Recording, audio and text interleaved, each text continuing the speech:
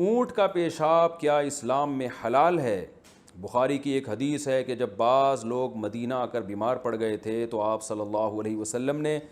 انہیں اونٹ کا پیشاب پینے کی ہدایت کی۔ بہت سے غیر مسلموں نے مجھ سے یہ سوال پوچھا ہے کہ اسلام میں یہ حکم ہے۔ میں نے کچھ نہیں بتایا کیونکہ اس کا میں صحیح مفہوم نہیں جانتی، اس کے بارے میں میری رہنمائی فرمائیں۔ گلفشاں صاحبہ ہندوستان سے۔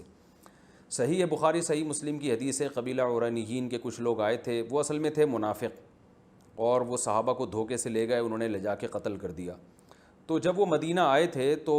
ان کے پیٹ میں درد تھا، تکلیف تھی، پیٹ پھولنے لگے تھے ان کے۔ آپ صلی اللہ علیہ وسلم نے حکم دیا اشربوا من البانہا و ابوالہا، ان کو اونٹوں کا دودھ پلاؤ اور پیشاب،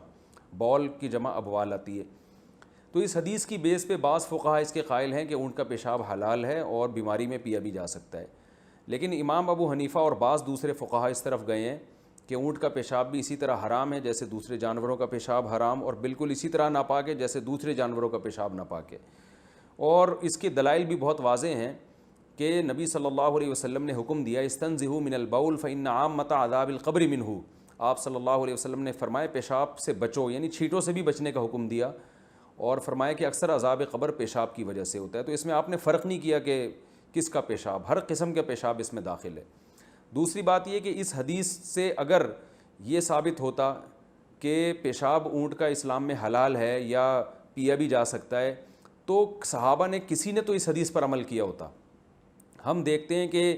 اس کے بعد بھی ہمیں کوئی ایسی حدیث نہیں ملتی جس میں اونٹ کا پیشاب پینے کا کوئی ذکر ہو، اور کسی صحابی کا کوئی ایک واقعہ بھی ہمیں ایسا نہیں ملتا، حالانکہ پیٹ کی بیماریاں تو تھیں اس دور میں بھی اور بعد میں بھی ہوئی ہیں، کسی نے بھی نہیں پیا۔ تو امام حنیفہ اور بعض فقہاء کے نزدیک اس حدیث کا یہ ایک جزوی واقعہ ہے، یہ کوئی قاعدہ کلیہ نہیں ہے کہ آپ صلی اللہ علیہ وسلم کو بذریعہ وحی علم ہو گیا تھا کہ ان لوگوں کی بیماری کا علاج اونٹ کے پیشاب کے علاوہ کسی دوسری چیز میں نہیں ہے۔ تو ظاہر ہے جب کوئی شخص مر رہا ہو اور اسے پتہ ہو کہ میرا علاج اس کے علاوہ کسی اور چیز میں نہیں ہے، تو جان بچانے کے لیے ناپاک چیز بھی کھائی جا سکتی ہے، حرام چیز بھی کھائی جا سکتی ہے، اس پر امت کا تقریباً اتفاق ہے۔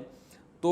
ناپاک ہونے کے باوجود چونکہ ان کی بیماری کا علاج اونٹ کے پیشاب کے علاوہ کسی اور چیز میں نہیں تھا، اور یہ بات آپ صلی اللہ علیہ وسلم کو بذریعہ وحی پتہ چلی ہوگی، وحی کا دروازہ کھلا ہوا تھا، اب وحی کا دروازہ بند ہے۔ تو اب اگر کوئی ڈاکٹر کسی کو کہتا ہے کہ آپ کی بیماری کا علاج پیشاب اونٹ کے پیشاب کے علاوہ کسی بھی چیز میں نہیں ہے تو اس کے لیے حلال ہے، بلکہ اگر کوئی میڈیکل سائنس یہ کہتی ہے کہ آپ کے بیماری کا علاج گائے کے پیشاب یا فلاں جانور کے نجاست کے علاوہ کسی بھی چیز میں نہیں ہے تو یہ بھی جائز ہے، کیونکہ جان بچانا فرض ہے، لیکن میڈیکل سائنس فی الحال ایسا کہتی نہیں ہے۔ تو اس لیے جب تک کوئی ڈاکٹر ریکمنڈ نہ کرے آپ کو اور یقین نہ ہو کہ اس کا علاج اس کے علاوہ کسی اور چیز میں نہیں ہے، تو آپ اس وقت تک پیشاب نہیں پی سکتے، کیونکہ نجس ہے، حرام ہے، اور حلال چیزوں سے ہمیں پہلے حکم ہے کہ ہم دوا کریں۔ حلال چیزوں میں اگر کوئی چیز ایسی ہے ہی نہیں جس میں آپ کی بیماری کا علاج ہے، پھر مجبوری میں آپ جان بچانے کے لیے مردار بھی کھا سکتے ہیں، تو یہ بھی کر سکتے ہیں۔ تو راجح قول ہماری رائے میں یہی ہے، اور بعض عرب علماء نے بھی اسی کا امام حنیفہ کے قول پہ اس معاملے میں فتویٰ دیا ہے۔ اس پر انٹرنیٹ پر ان عرب علماء کی بھی تحقیق ہے کہ جو ہے نا یہ پیشاب، کیونکہ یہ حدیث اگر قاعدہ کلیہ ہوتی تو صحابہ اس پر ضرور عمل کرتے، تو قاعدہ کلیہ نہیں ہے اور یہ ایک جزوی واقعہ ہے، اور اللہ کے نبی کو علم ہو گیا ہوگا۔